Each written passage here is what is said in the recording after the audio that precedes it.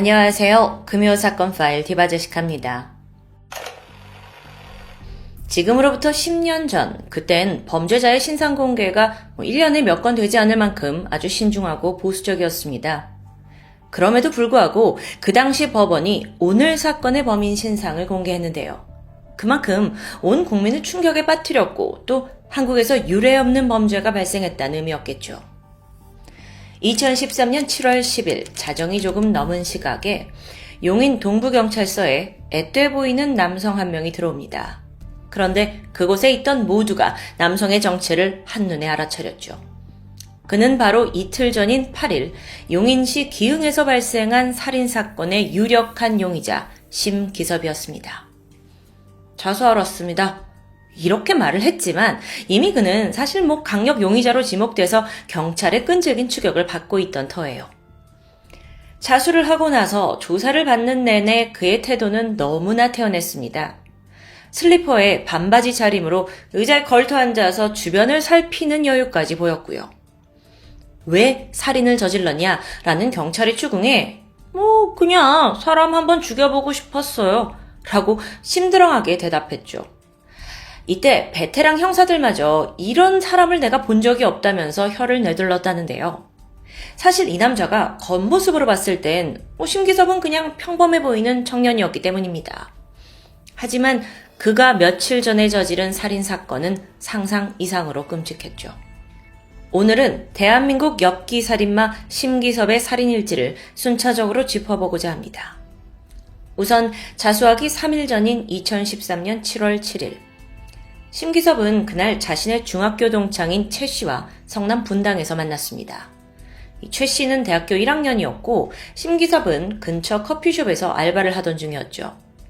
이 두 사람의 공통점은 술을 그닥 좋아하지 않는다는 점이었어요. 그래서 같이 DVD방에 가서 영화를 보고 또 당구장에 가서 한참 시간을 보냈습니다.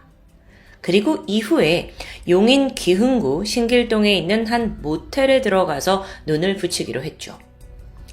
이때의 시각은 8일 월요일로 넘어간 새벽 5시 30분경이었습니다. 두 사람이 투숙을 한 장소는 모텔 807호. 둘이 새벽에 잠을 청했어요. 그리고 오후 2시쯤 늦게 깨어났죠.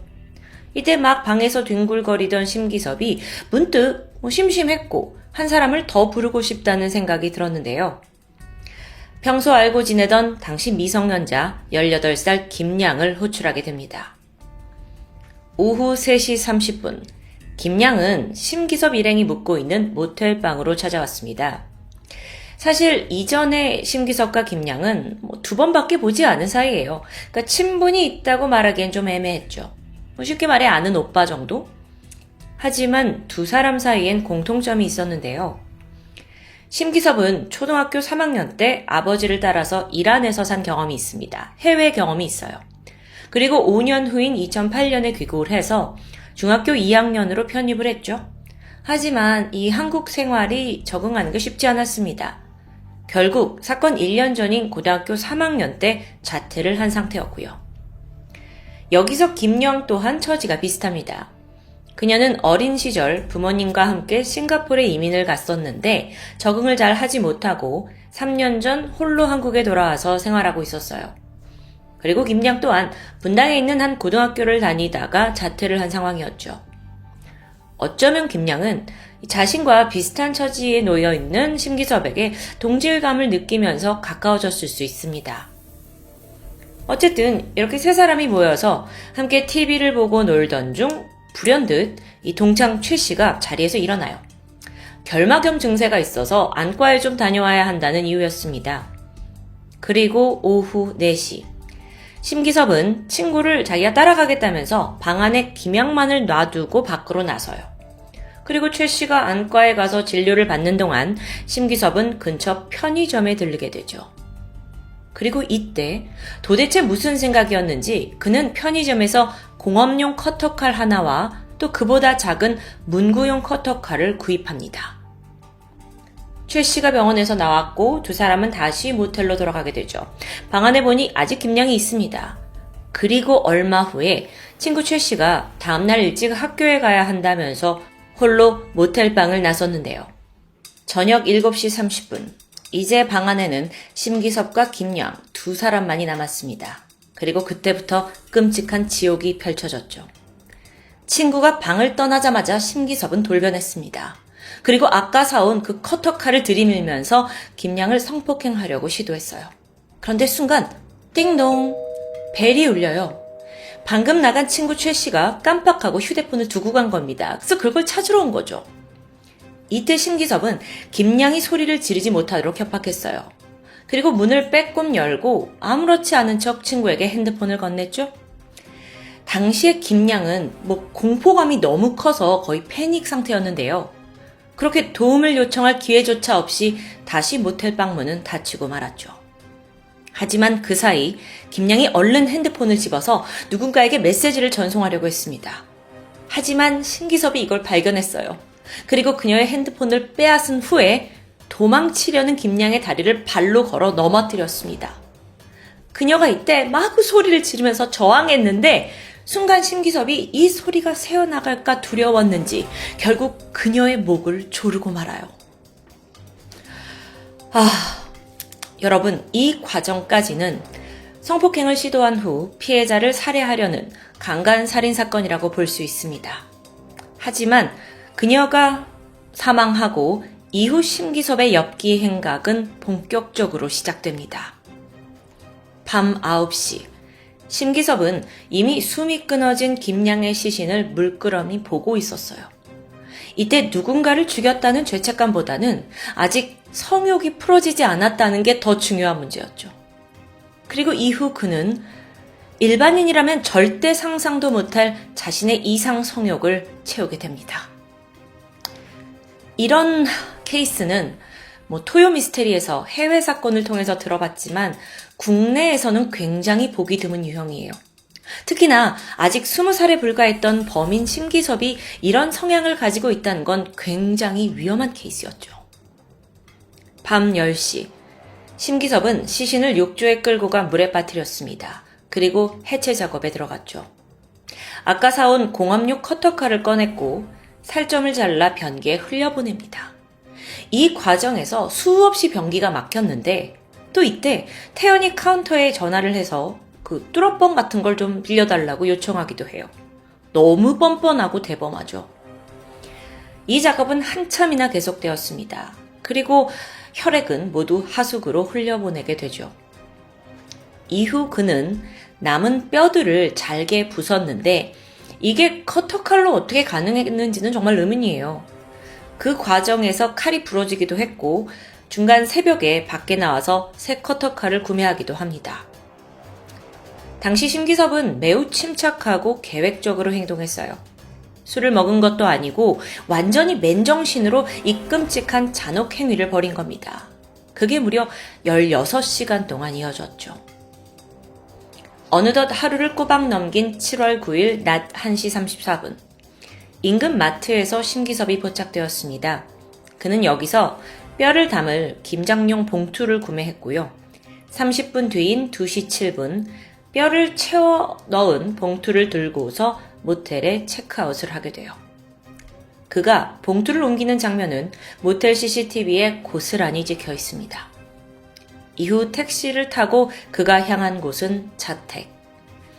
당시 심기섭은 용인시 처인구에 있는 컨테이너 박스를 개조한 곳에 거주 중이었어요. 컨테이너 박스라고 해서 그가 가난한 환경에서 자란 거라고 볼 수는 없습니다. 오히려 그 반대인데요. 그의 아버지는 대기업 회사원이었고 어머니는 초등학교 교사였습니다. 하지만 고등학교를 중퇴하는 과정에서 부모님과 갈등을 겪고 이후 어떤 지원도 받지 못한 채 거의 연락을 끊고 살았던 건데요. 잠시 그의 좀 정신적인 상태를 알아보면 심기섭은 극심한 우울증을 앓고 있었습니다. 그래서 2012년 10월에 그 영향으로 극단적인 선택을 시도한 이력도 있어요. 심기섭과 함께 일을 했던 동료들 또는 학교 동창들 증언에 따르면 그는 내성적인 성격에 인간관계가 그닥 활발한 편은 아니었다고 합니다. 즉 그 당시 심기섭은 주변에 가족이나 친한 지인 없이 좀 고립된 생활을 했다고 볼 수 있죠. 하지만 그렇다고 평소 엽기적인 혹은 사이코패스적인 면모를 보인 건 아니었어요. 근데 그런 사람이 하루아침에 살인에 이런 잔혹범죄까지? 근데요, 사실 이 사건 전말이 알려지고 추후에 더 충격적인 부분도 남아 있었습니다.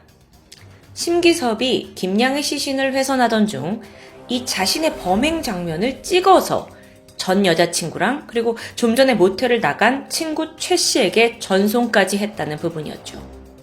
그 사진이 무려 16장이었고요. 그가 그때 보낸 메시지에는 나 지금 시신 처리하는 중. 내가 너희들에게 처음으로 보여주는 작품이야. 나랑 같이 작업할래? 뭐 이런 입에 담기 어려운 말들이 적혀 있었습니다. 이 메시지를 받은 전 여친과 최 씨는 사실 믿지도 않았어요. 특히 최 씨의 경우에는 얘가 어디 사이트에서 퍼온 사진으로 장난을 치는 거 아닌가라고 여겼다고 합니다. 사실 믿기 힘들죠. 방금 전까지 방 안에 같이 있었으니까요. 게다가 범인은 자신의 SNS에도 범행을 암시하는 듯한 말을 남겼는데요. 헐헐 제가 되어 날아가세요. 당신에겐 어떤 감정도 없었어요. 여러분 어떤 게 느껴지시나요? 이게 죄책감이라고는 전혀 볼 수 없는 글이었어요. 한편 피해자 김양의 가족들은 7월 8일 저녁부터 딸과 연락이 되지 않아요. 그래서 걱정을 하던 중에 결국 다음날 7월 9일 저녁 8시쯤 미귀가 신고를 접수합니다. 김양의 행적을 조사하던 경찰은 그녀가 마지막으로 만난 사람이 심기섭이다 라는 걸 알아냈고 김양이 투숙한 호텔 CCTV 정보를 찾아내서 마침내 유력한 용의자로 심기섭을 지목했던 겁니다. 이후 신속하게 추적에 나섰죠. 근데 심기섭 또한 CCTV에 자신의 모습이 남아있는 거 알고 있어요. 또 친구한테 사진까지 보낸 상황이죠. 그래서 당연히 이 경찰의 수사망이 자신을 향한다는 걸 인지했을 겁니다. 그리고 7월 10일로 넘어가는 새벽 12시 30분에 심기섭은 경찰서에 제 발로 찾아와서 자수를 했던 겁니다. 여러분, 근데 자수라는 건 범인이 누구인지 특정짓지 못한 상황에서 스스로 죄의식을 느껴서 범행을 자백하는 거겠죠. 근데 심기섭의 경우에는 이미 범인인 게 확실시된 상황이잖아요. 그래서 자진 출석으로 봐야 하지 않을까라는 의견입니다. 형법상으로는 두 경우 다 자수에 해당하고요. 자, 그럼 그가 자수를 한 이유, 이게 궁금해지는데 당연해요. 어차피 잡힐 확률이 높은 상황에서 감형을 노린 거죠. 마지막까지도 정말 철저하게 행동하고 있는데 결국 이렇게 20살 평범한 청년이 저지른 유례없는 엽기살인이 세상에 알려지게 되었습니다. 그런데 여기엔 사실 몇 가지 의문이 남아있어요. 먼저 범행 동기인데 심기섭이 진술을 할 때는 김양이 신고를 하겠다고 해서 살해했다라고 말합니다. 그러니까 원래는 죽일 마음이 없었지만 협박을 당하니 우발적인 범행을 저질렀다는 건데 여러분 기억하시죠? 아니 그 전에 편의점에서 커터칼 구입한 건 그건 어떻게 설명할 수 있을까요? 그가 2개의 칼을 구매했습니다. 그 중에 문구용 커터칼은 위협을 할 때 사용을 했고요. 공업용 커터칼은 시신을 해체하는 도구로 사용했죠. 이렇게 2개나 산 게 우발적인 살인이라고요? 계획적인 살인인 건 감지했지만 문제는 왜 죽였냐는 겁니다. 그러니까 진짜 살해 동기는 사실상 의문으로 남아있어요.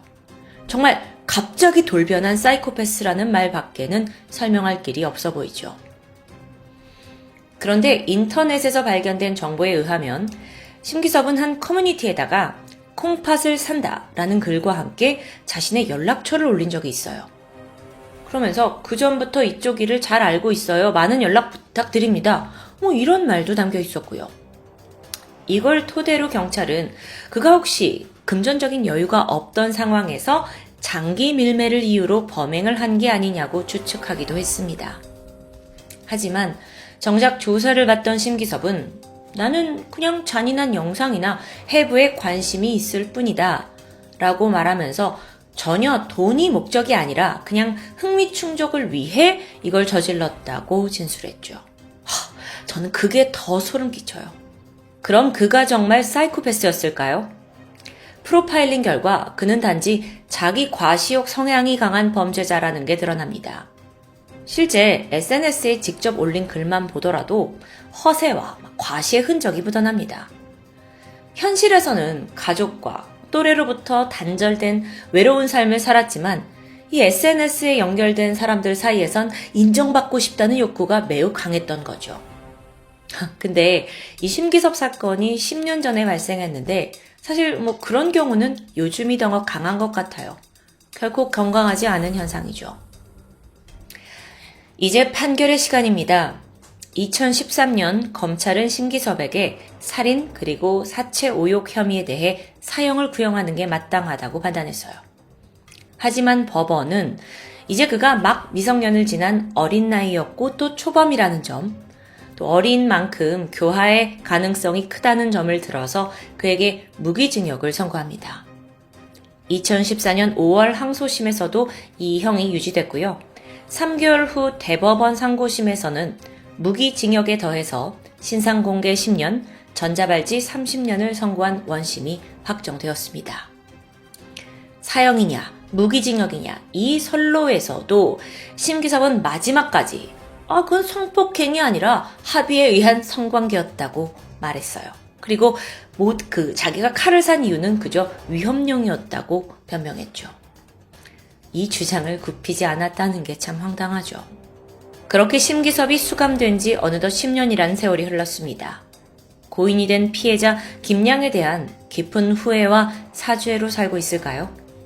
만약 모범수로 충실하게 감옥 생활을 한다면 그는 10년에서 20년 안에 다시 사회로 돌아올 수도 있겠죠. 하지만 우린 아직 그런 사람과 함께 살아가기가 참 두렵습니다. 지금까지 금요사건 파일 디바제시카였습니다. 안녕하세요. 토요미스테리 디바제시카입니다. 지난 2017년 9월 10일 러시아 남부의 크라스노다르 지역에서는 도로 아스팔트 공사가 한창 진행 중이었습니다. 그러던 중 인부로 일하고 있던 로마 코마노프 씨가 우연히 길가에 떨어진 핸드폰 하나를 발견하게 돼요. 보니까 삼성에서 나온 갤럭시 기종이었죠? 주인을 찾아줘야겠다는 생각에 핸드폰 전원 버튼을 켰고 무심코 사진첩을 열게 되는데요. 거기엔 사진 2장이 들어있었습니다. 이 주인인가 싶어서 호기심에 사진을 눌러보는데 순간 표정이 굳어갔죠. 이게 뭐지? 문제의 사진은 한 남성의 셀카입니다. 근데 이 남자가 입에 이렇게 뭔가를 물고 있어요. 지금 여러분은 모자이크된 사진을 보고 계신데 이 물고 있는 게 뭐였냐면 잘려진 손입니다. 로마 씨가 처음에 이걸 봤을 때는 이게 무슨 잔인한 영화나 드라마의 한 장면인가 싶었어요. 그만큼 기괴하니까요. 근데 여전히 찝찝함이 가시지 않던 그때 전화가 걸려왔습니다. 받아보니까 자기가 이 핸드폰 주인인데 떨어뜨렸다. 지금 바로 찾으러 오겠다. 라고 말을 하죠. 로마 씨가 자신의 위치를 알려주고 그를 기다리기 시작합니다. 그리고 잠시 후 멀리서 한 남성이 걸어오는 모습이 보였습니다. 점점 가까이 다가왔죠. 핸드폰 주인인 듯해요. 그런데 핸드폰 속의 사진, 그 잘린 손을 물고 있던 그 남성과 동일하게 생긴 거예요. 그럼 이게 영화가 아니잖아요. 실제 상황이었다는 걸 알아챘고 순간 로마 씨는 폰을 줘선 안 되겠는데? 라는 생각이 들어요. 그리고 재빨리 자리를 피해서 그 길로 경찰서로 향했죠. 핸드폰 내역을 확인한 경찰들 역시 처음에는 이게 실제 사진이라고 생각하지 못했다고 해요. 그래서 포렌식을 접수했고 그 결과 끔찍한 사실이 드러납니다. 여러분, 보통 핸드폰 촬영하면 그 찍은 시간, 장소가 자동으로 기록이 되잖아요. 그 문제의 사진에는 그런 정보들이 모두 고스란히 남아 있었어요. 그러니까 핸드폰 주인이 직접 촬영한 게 맞다는 거죠. 여기에 더해서 혹시나 하고 경찰이 핸드폰에 지워진 자료들을 복구하거든요. 그랬더니 추가로 삭제된 사진들이 모두 드러나게 됩니다. 그걸 보니까 수위가 너무도 잔인했죠. 남성이 그 잘린 손과 함께 찍은 또 다른 셀카가 있었고요. 또 그 손가락을 자르는 사진에 거기다 절단된 사람의 머리로 보이는 그런 사진도 있습니다. 그러니까 이게 일련의 사진들을 봤을 때 뭔가 시신을 토막내는 과정을 중간중간 찍은 것 같은 거예요. 게다가 이 사진이 찍힌 날짜는 9월 8일, 불과 며칠 전이에요. 경찰은 이 사건의 심각성을 깨달았고 급히 주인을 추적합니다. 그리고 바로 다음 날 9월 11일 그의 신원이 확인되었죠. 35살의 드미트리 박셰예브. 전직 군인이에요. 근데 그 당시에는 아파트 수리공으로 일하고 있었죠. 게다가요, 아내 나탈리아와 함께 고등 군사 항공학교의 기숙사에서 살고 있더라고요. 참고로 그 아내가 해당 학교에서 간호사로 일하고 있었기 때문에 숙소를 얻을 수 있었던 거죠. 그렇게 긴급 체포된 디미트리는 경찰 조사에서 모르는 일이다 하면서 강력히 혐의를 부인합니다. 근데 끔찍한 사진을 찍은 건 인정했어요. 자기 핸드폰에 있으니까요. 근데 뭐라고 얘기를 하냐면 자기가 얼마 전에 인근 숲을 산책하던 중에 우연히 숲풀 속에서 쓰레기 더미 안에 토막난 여성의 시신을 발견했다는 거예요. 그래서 신기한 마음에 그 시신과 셀카를 찍은 것뿐이다 라는 주장. 경찰은 그가 거짓말을 하고 있다는 걸 단번에 알아챕니다.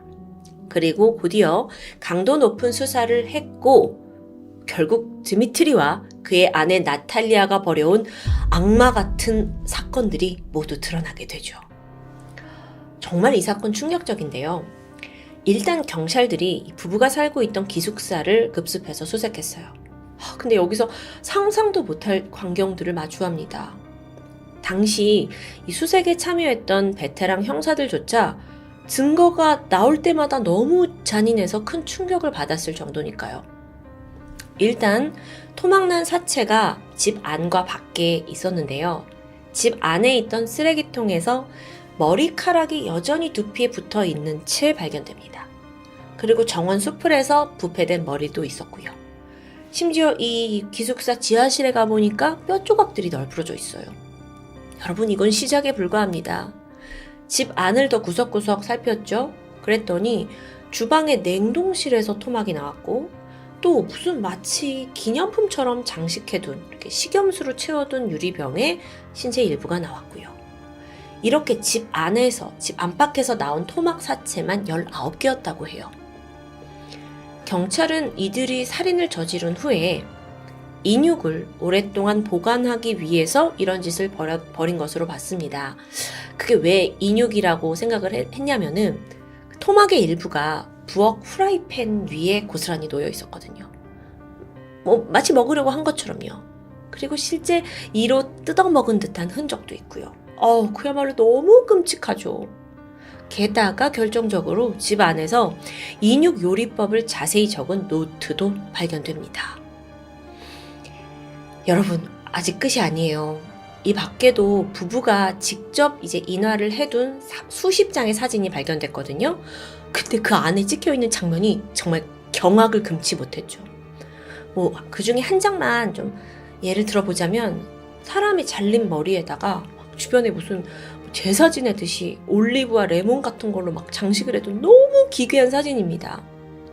그런데 이 사진이 찍힌 연도와 날짜를 확인해 봤더니 1999년 12월 28일. 지금 사건이 벌어졌을 때는 2017년이잖아요. 어라? 1999년?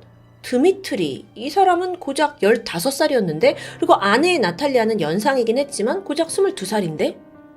만약 이 사진이 진짜라면 그들은 18년 전부터 이런 기괴한 살인을 벌여왔다는 뜻이 됩니다. 경찰은요, 이렇게 집 안팎에서 찾아낸 모든 토막 사체를 수거해서 정밀부검을 했죠. 그 결과 한 사람의 것으로 밝혀집니다. 피해자는 35살의 여성 엘레나 바흐루셰바. 범인들을 추궁해 봤더니 드미트리가 채팅 사이트로 그녀를 만났다고 털어놨어요. 엘레나는 당시에 식당 서버로 일을 하고 있었는데 드미트리와 만나서 데이트를 했죠. 근데 그때 엘레나를 자신의 집으로 초대를 해서 함께 술을 마신 겁니다. 근데 문제가 여기서 발생해요. 머지않아 아내 나탈리아가 집에 들어왔고 자기 남편과 이렇게 술을 먹고 있는 낯선 여자에 격분하게 되는데요. 이어서 나탈리아와 엘레나 사이에 다툼이 일어났다고 해요. 그런데 분이 풀리지 않았던 나탈리아는 급기야 남편에게 너 용서를 나한테 빌고 싶다면 당장 저 여자를 죽여라 라고 명령합니다. 그랬더니 드미트리가 별다른 망설임 없이 일어나더니 바로 그녀를 칼을 찔러서 살해했어요. 이게 다 범인의 자백에서 나온 거거든요. 그리고 나서 이후 두 사람이 시신을 토막낸 후에 그것들을 들고 기념사진을 찍어뒀단 얘기인데, 아니 너무 거짓말 같은데요. 이 진술이 사실 핸드폰에서 발견된 사진들과 대부분 일치하긴 했습니다. 자, 그러면 이 부부의 진술에 따르면 뭔가 치정에 의한 우발적 살인으로 보여요. 하지만 생각해보세요. 그렇게 사람을 쉽게 죽이고 사체를 토막내고 심지어 식인까지 한 흔적이 있는데 이게 정말 우발적인 걸까요? 그리고 이게 처음일까요? 분명 이것 이상의 뭔가가 있는 듯 했죠. 그런데 그때 마침 한 남성의 제보가 들어옵니다. 자기가 불과 6주 전에 이 박셰프 부부에게 같은 수법으로 당할 뻔했다가 간신히 살아남았다는 이야기예요. 누군지 봤더니 전직 공군 장교였던 세르게이 라빈치예프란 사람이었죠. 그는 성인 채팅 사이트를 통해서 아내 나탈리아를 만났습니다. 그녀는 굉장히 구애에 적극적이었다고 해요. 그러더니 어느 날 자기의 집으로 세르게이를 초대한 거예요. 그렇게 두 사람이 뜨거운 분위기가 무르익어 갈 무렵에 갑자기 남편 드미트리가 들이닥쳤죠? 이 세르게이가 당황했습니다. 그런데 순간 이 드미트리와 나탈리아가 둘이 합심을 하더니 세르게이를 공격하는 겁니다. 다행히 이 남자가 좀 군인 출신이라서 재빨리 피했고 필사적으로 이 미치광이 같은 부부를 뿌리치고 탈출에 성공했다고 해요. 정말 바지에 오줌 지릴 뻔한 경험이었죠. 하지만 경찰에 신고를 하진 않았습니다. 왜냐면 자기도 좀 떳떳하지 못한 경로로 나탈리아를 만났기 때문에 덮기로 한 거예요. 그러다가 얼마 후에 이 사건이 부부 식인 살인마로 막 떠들썩하게 되니까 세르게이가 제보를 했던 건데요. 자신도 만약 그때 제대로 도망치지 못했다면 엘레나처럼 잡아먹혔을 거라고 치를 떨었습니다. 자, 중요한 제보자가 나왔는데 그의 진술 과정에서 또 주목할 만한 부분이 있었습니다. 이 세르게이가 처음 부부의 집에 들어섰을 때 굉장히 독특한 냄새가 풍겼다고 해요. 뭔가 좀 시큼하면서 불쾌한 냄새였는데 그게 뭔지 찾아내야 했습니다. 그래서 경찰이 몇 가지 비슷하고 또 의심되는 물질의 향을 그에게 맡아보게 했고 그 결과 냄새의 근원을 찾아내는데 그건 바로 코바롤이었습니다.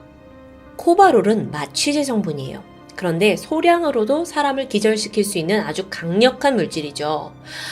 부부가 왜 유독 집으로 사람들을 초대했는지 이제 좀 알겠죠.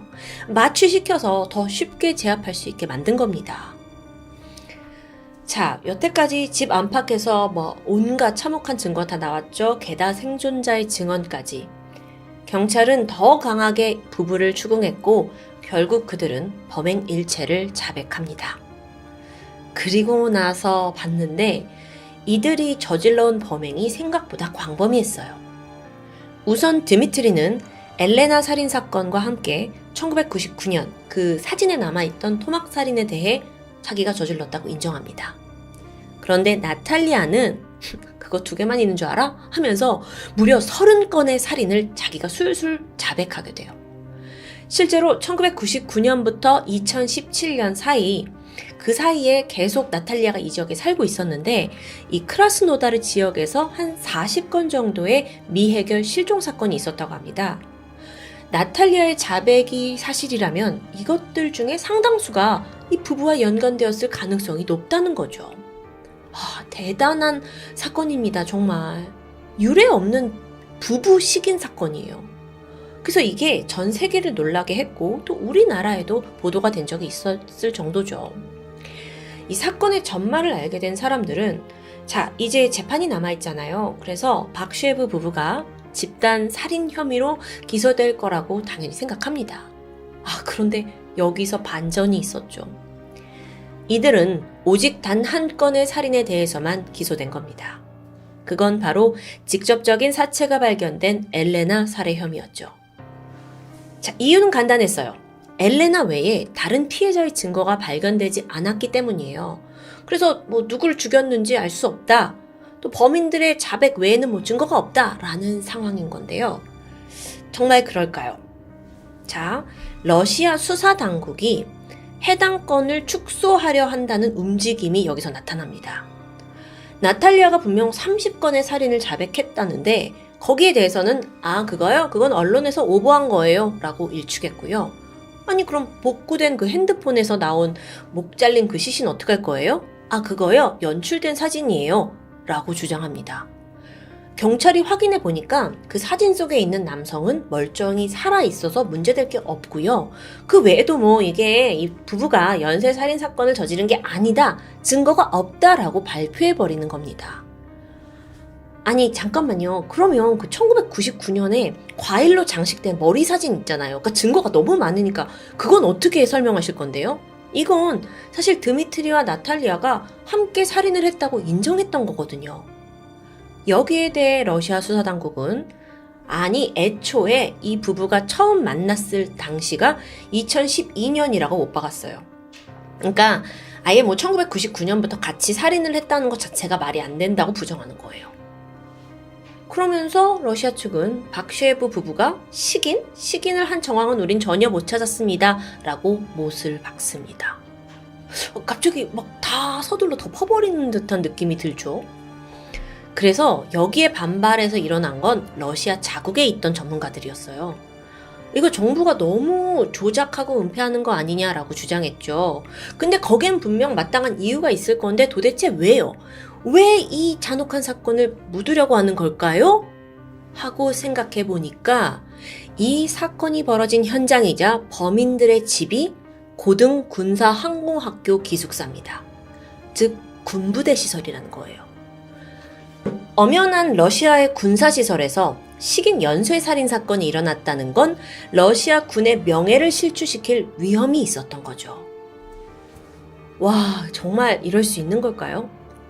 그래서 러시아가 이제 사건을 은폐한다고 의심하는 그 주장을 좀 들어보면 먼저 이 박셰프 부부가 함께 살기 시작한 때가 2012년이라고 했잖아요. 아니요. 그 양어머니한테 확인을 해보니까 두 사람은 1992년부터 함께 살기 시작했대요. 너무 뻔한 거짓말을 정부가 은폐한 거예요. 그러다가 드미트리가 18살 되었을 때 나탈리아와 결혼했다는데요. 그러면 1999년에 두 사람이 함께 산 건 팩트겠죠.